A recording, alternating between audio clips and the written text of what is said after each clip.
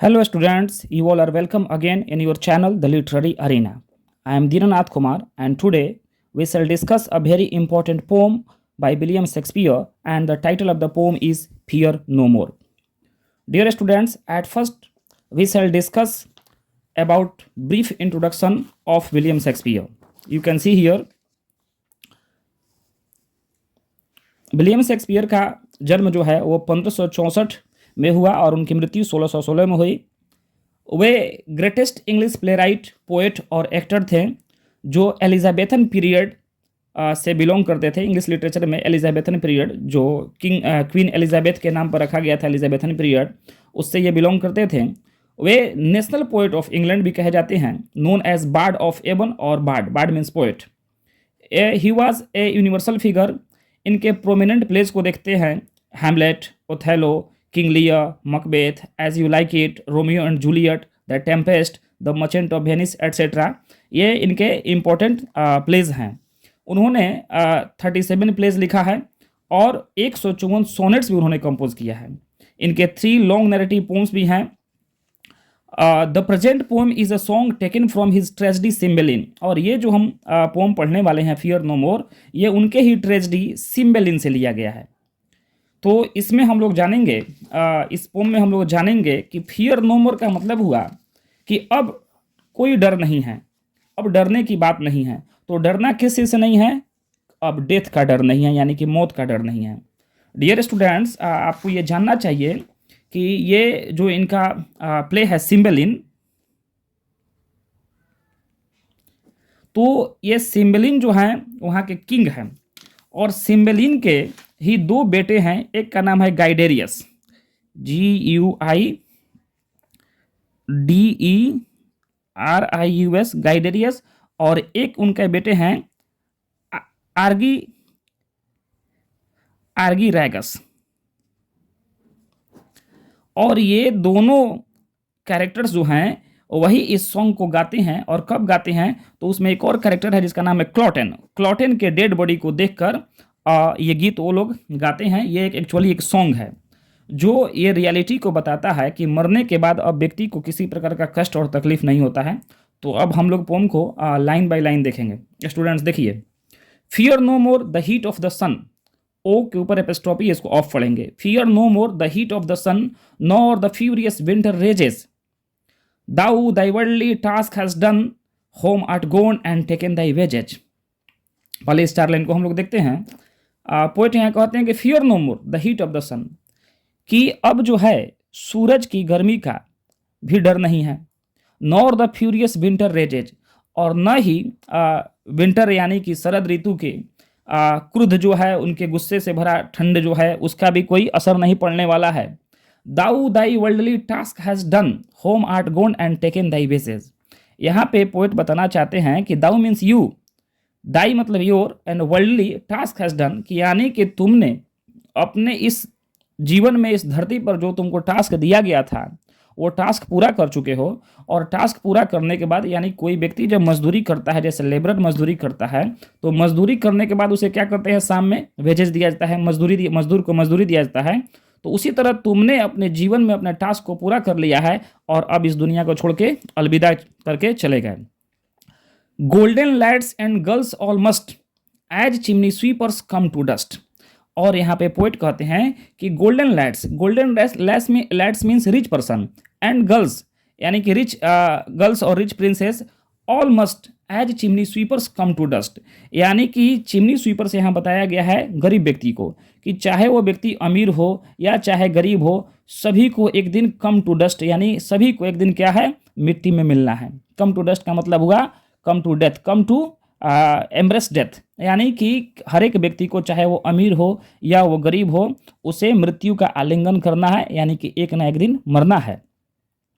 अब ये second stanza में हम लोग देखते हैं, इसमें 3 स्टैंडाज हैं। Fear no more the frown of the great. Frown का मतलब होता है कि भौं तन जाना। हम लोग भौं देखते हैं, आईब्रो देखते हैं, तो आईब्रो कब तनता है? जब कोई व्यक्ति गुस्सा में रहता है या सरप्राइज में रहता है। तो यहाँ गुस्सा की बात है। Fear no more the frown of the great, great मतलब ग्रेट पर्सन, यानी किसी भी महान व्यक्ति के अब नाराजगी का, गुस्सा का तुम्हारे ऊपर असर नहीं पड़ेगा, because you are not alive, कोई व्यक्ति जिंदा रहता है तब तो असर पड़ता है किसी के गुस्सा का, किसी के नाराजगी का, लेकिन जो मर गया उसके ऊपर तो कोई फर्क नहीं पड़ने वाला है।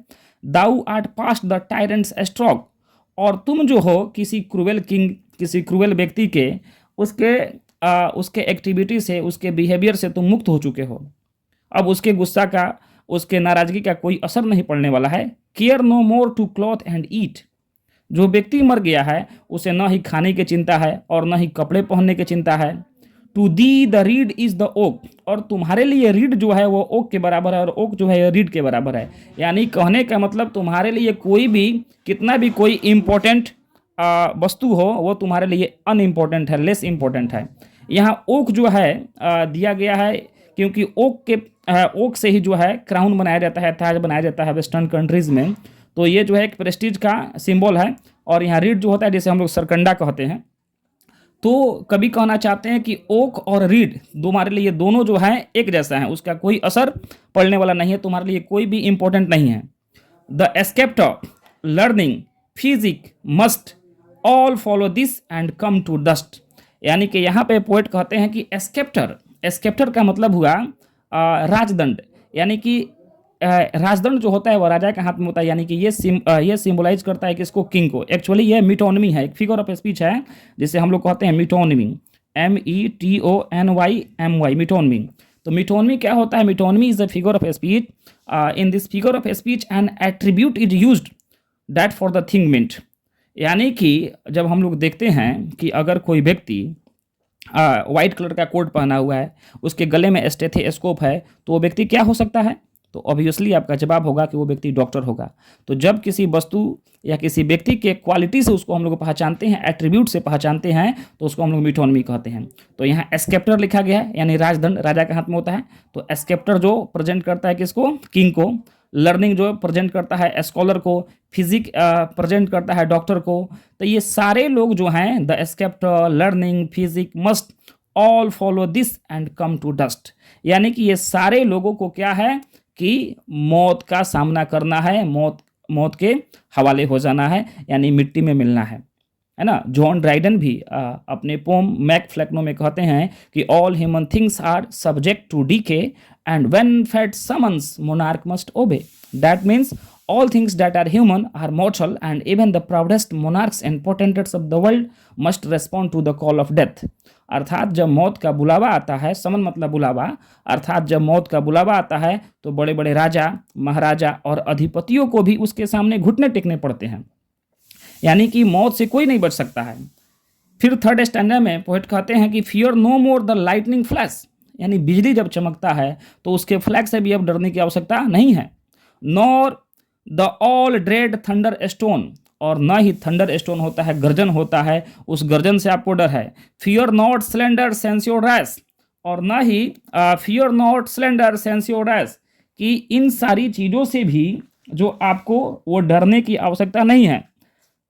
Not slander censorious thou hast finished joy and moan, और आपने क्या किया है कि ना ही आपके पास अब जोय है और ना ही आपके पास अब मौन करना है, यानी कि दुख मनाने का, शोक मनाने का, कराहने का आपके पास कोई रीजन बचा है। यानी कि आपने अपने जीवन में जो भी सारी समस्याएं थी, जो भी सारी परेशानियां थी, वो जो हैं वो बीत चुकी हैं। और फिर कहते हैं पोएट कि all lovers young all lovers must. फिर देखिए यहाँ, all lovers young all lovers must consign to thee and come to dust, यानी पोएट यहाँ पे कहते हैं सारे प्रेमी, चाहे वो यंग हो या ओल्ड हो, all lovers must consign to thee and come to dust, यानी कि सारे लोगों को जो है वो मौत के हवाले हो जाना है, मौत का सामना करना है, एक ना एक दिन मर जाना है, कोई भी बचने वाला यहाँ पे नहीं है। यहाँ पे स्टूडेंट्स आप देखेंगे कि फियर नॉट स्लेंडर, यहाँ फियर नॉट स्लेंडर का मतलब हुआ कि डिफेम, स्लेंडर का मतलब होता है डिफेम, DEFAME, यानी कि अगर आपका प्रशंसा मिले या अप्रशंसा मिले, डिफेम का मतलब हुआ अप्रसिद्धि, अप्रसन्नता, तो ना ही अप्रसिद्धि का आपके पास भय रहता है और ना ही तारीफ का आपको उसका भय रहता है या आपकी उसकी इच्छा रहती है, क्योंकि सारी ये इच्छाएँ जो हैं खत्म हो चुका है। यहाँ सेंसर का मतलब हो गया क्रिटिसिज्म। तो ये सारी चीज़ें के जो है अब आपके जीवन में कोई महत्व नहीं है, क्योंकि वो व्यक्ति जो है वो मर चुका है और मरने के बाद इन सारी चीज़ों की आवश्यकता नहीं होती है। तो ये पोम का एक्सप्लेनेशन हुआ। अब इसमें कुछ इंपॉर्टेंट फिगर ऑफ स्पीच हम लोग देखेंगे कि सबसे पहले जो है स्टूडेंट्स ये देखिए, come to dust, as chimney sweepers come to dust, और यहाँ भी हुआ कम टू डस्ट, यहाँ भी है कम टू डस्ट। इसको देखें, कम टू डस्ट, यहाँ as chimney sweepers come to dust, यहाँ पे एक पोएटिक डिवाइस का यूज हुआ है जिसका नाम है पन। तो पन क्या होता है कि pun consists in a play on words that are alike and sound and different in meaning. जब एक वर्ड का डबल मीनिंग निकलता है तो उसे हम लोग कहते हैं पन। तो यहाँ पर डबल मीनिंग कैसे निकलेगा, chimney sweepers come to dust. Chimney sweeper का काम क्या होता है, चिमनी स्वीपर जो है चिमनी को साफ करता है तो उसके शरीर में डस्ट लगते हैं, डस्ट से वो मिलता है। और एक कम टू डस्ट का मतलब होता है मिट्टी में मिल जाना, यानी मौत के हवाले हो जाना, है ना। जीसस क्राइस्ट ने भी कहा है कि हे मनुष्य तू मिट्टी है और मिट्टी में मिल जाएगा। तो एक यहाँ पर डस्ट का मतलब हुआ धूलकण या पार्टिकल्स, और एक डस्ट का मतलब हुआ कि मिट्टी में मिल जाना, यानी कि हमेशा के लिए मर जाना। ओके, तो ये हो गया आपका पन। दूसरा फिगर ऑफ स्पीच हम लोग देखे हैं, मिटोनमी मैंने बताया है कि ये एस्केप्टर हुआ, लर्निंग हुआ, ये एस्केप्टर हुआ, लर्निंग हुआ, फिजिक हुआ, ये सब क्या है, ये मिटोनमी है, यानी कि इसके एट्रीब्यूट को हम लोग यहाँ पे देखते हैं। अब देखिए एक और फिगर ऑफ स्पीच इसमें है पर्सोनिफिकेशन, PERSONIFICATI1, पर्सोनिफिकेशन। तो पर्सोनिफिकेशन में क्या होता है कि it is a figure of speech, in this figure of speech inanimate और abstract things and ideas are treated as if they were human persons.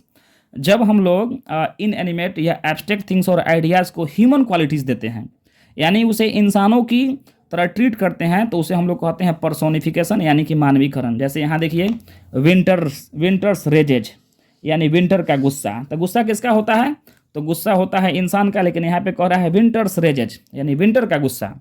तो ये आपका हो गया क्या, पर्सोनिफिकेशन। और भी आप देख सकते हैं यहाँ पे इसमें रिपीटिशन का भी यूज हुआ है, जैसे फियर नो मोर, फियर नो मोर। यहाँ देखिए फियर नो मोर, एक ही वर्ड या एक ही फ्रेज जब बार बार यूज होता है तो उसको हम लोग रिपीटिशन कहते हैं, फियर नो मोर, फियर नो मोर। तो ये आपका हो गया रिपीटिशन, REPETITION, ये हो गया आपका रिपीटिशन। ओके, और एक और इम्पोर्टेंट है फिगर ऑफ स्पीच जो है आपको रिफ्रेन, REFRAIN। रिफ्रेन क्या होता है कि हर एक स्टैंजा में हम लोग देखते हैं कि जब एक ही लाइन जो है बार बार रिपीट करता है तो उसे हम लोग कहते हैं रिफ्रेन। जैसे come to dust, come to dust, come to dust, तो ये आपका हो गया रिफ्रेन। तो स्टूडेंट्स हम लोग ये देखते हैं, इसमें बहुत सारे पोएटिक डिवाइसेस में मिले, और इस पोम को भी हम समझ लिए हैं, कहाँ से इसका सोर्स है ये हम लोग देख लिए हैं। अब आप देख सकते हैं कि इसमें कुछ इम्पोर्टेंट वर्ड्स हैं, उसको आप यहाँ देख सकते हैं, इम्पोर्टेंट वर्ड्स को, डिफ़िकल्ट वर्ड्स जो हैं। जैसे गोल्डन लैड्स का मतलब हो गया रिच पर्सन, चिमनी स्वीपर्स मतलब पुअर, कम टू डस्ट मतलब डाई, एज ए पन, ये पन बता दिए हैं आपको। फ्राउन ऑफ द ग्रेट मतलब होगा एंगर ऑफ ग्रेट किंग, किसी बड़े राजा या महान राजा का जो गुस्सा है। स्ट्रोक मतलब रूल, टायरेंट्स रूल, यानी कि किसी भी टायरेंट के रूल का असर नहीं पड़ने वाला है। Thou art past the tyrant's stroke मतलब you are beyond the reach of a cruel man's rule, यानी किसी क्रूअल मैन के रूल से अब आप ऊपर उठ गए हैं, आपके ऊपर उसका असर नहीं पड़ने वाला है। To thee the reed is as the oak, nothing is more important for you, यानी आपके लिए ना ही ओक इंपॉर्टेंट है ना ही रीड इंपॉर्टेंट है। एस्केप्टर मीन्स किंग, मिटोनमी बता चुके हैं। Learning means scholar, physic means doctor, slander मतलब डिफेम, सेंसर मतलब क्रिटिसिज्म। तो फ्रेंड्स हम लोग मिलते हैं नेक्स्ट वीडियो में, तब तक के लिए धन्यवाद। चैनल को सब्सक्राइब करें, वीडियो को अधिक से अधिक शेयर करें। Thank you friends, thank you very much.